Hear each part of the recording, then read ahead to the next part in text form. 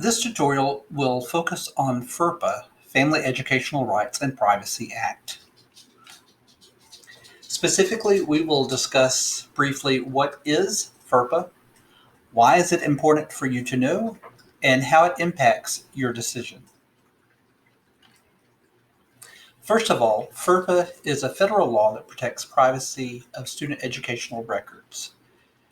This will be true for any student that is below the age of 18, in the fact that parents have rights to their students' records, as well as those who are directly in control or working with that student. After the age of 18, the student becomes their own parent, so to speak, in regards to FERPA.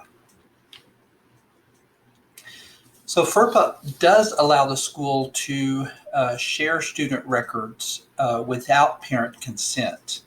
And here are those means by which it is allowable. That first bullet there, school officials with legitimate educational interest. So that could be other teachers or professionals that you work with.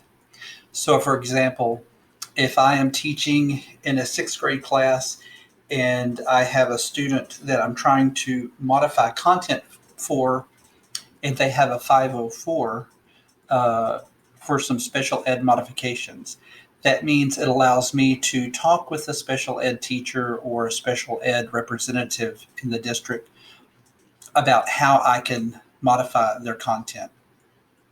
It does not mean that I can talk to my friend who happens to be a special ed teacher, though he or she's not at the district or work with my student.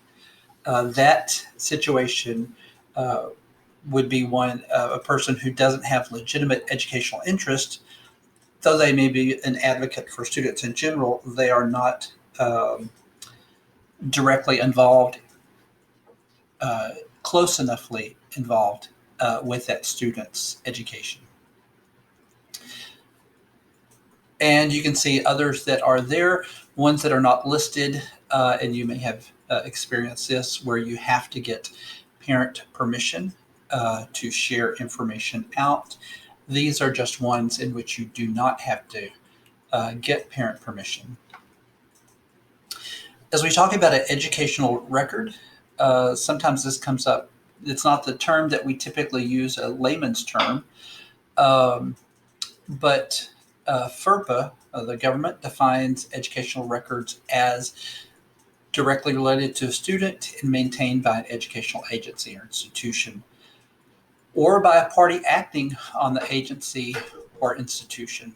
So really this means an educational record is really any student work, assessment, or records that are kept, that are created or kept regarding a student. So this could be a worksheet that a student does. It could be something that's in the what's called a CUME folder, maybe in the school's records vault. It could be about a state assessment. And one of the things that you want to make sure that you don't do is that you share out any student records or student work that would potentially allow somebody to identify that student. And that would be considered personally identifiable information, or PII. That could mean the student's name or enough information so that somebody could narrow down which student that is. So it might be your school and your class number. So if I'm class 2A, and I give a little bit more information so that if somebody from the public was able to, identify which student that is, because they already know the school and the class and yada, yada, yada, you just don't want to give so much information that they're able to identify that. Even indirect identifiers such as student's date of birth, place of birth, or mother's maiden name should not be shared. So why is this important to know? Well, as a student's teacher, you're in charge of managing their educational records or student work.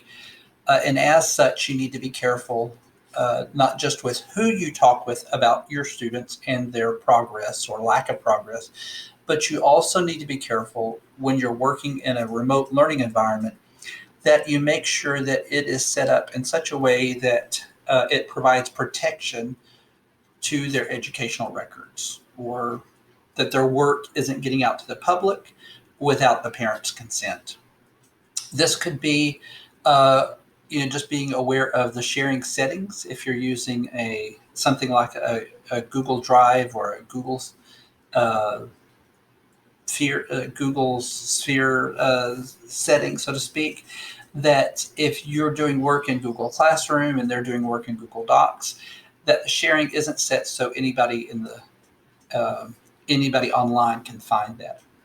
Now, most likely your district has set parameters on the sharing settings of students, but what sometimes happens is that instead of using a school account, a teacher will use their personal account and connect with students and inadvertently not have or not be aware that those same safeguards that are used in the district are not necessarily turned on or employed uh, with their personal account.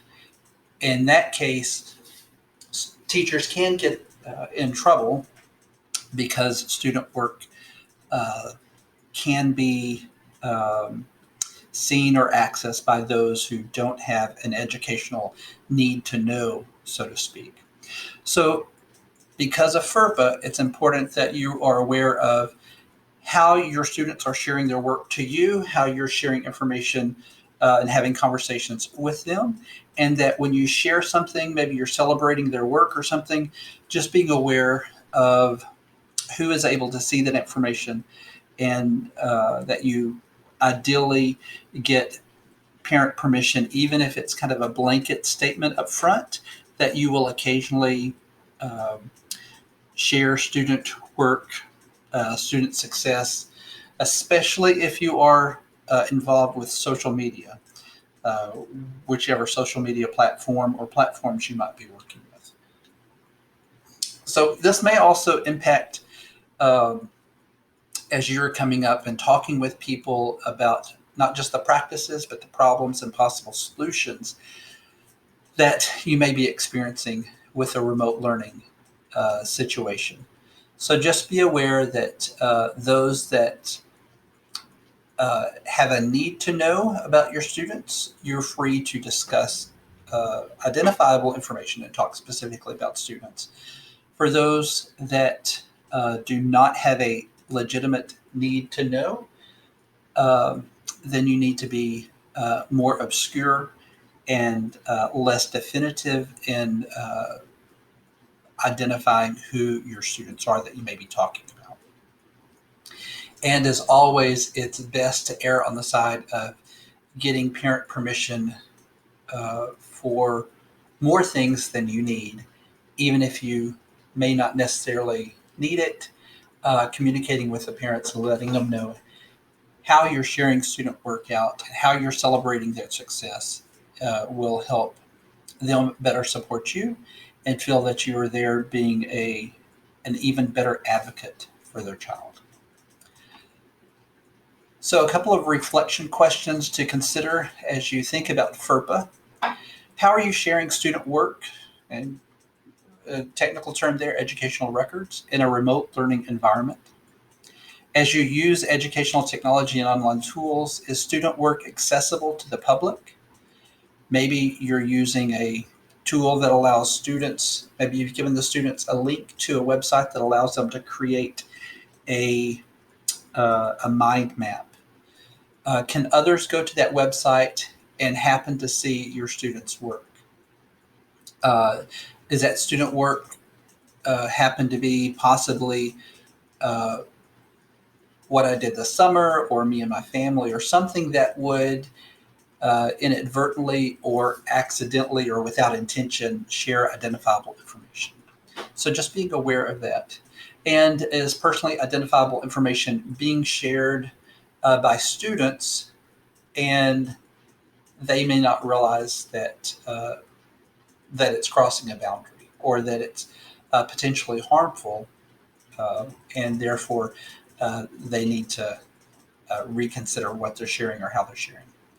And then how can you share and celebrate student work that is in line with FERPA? You can always talk with your technology department or your administration at your campus to find out ways that you can share and celebrate student work that doesn't cross FERPA lines. And in doing so, you'll be a better advocate for your students.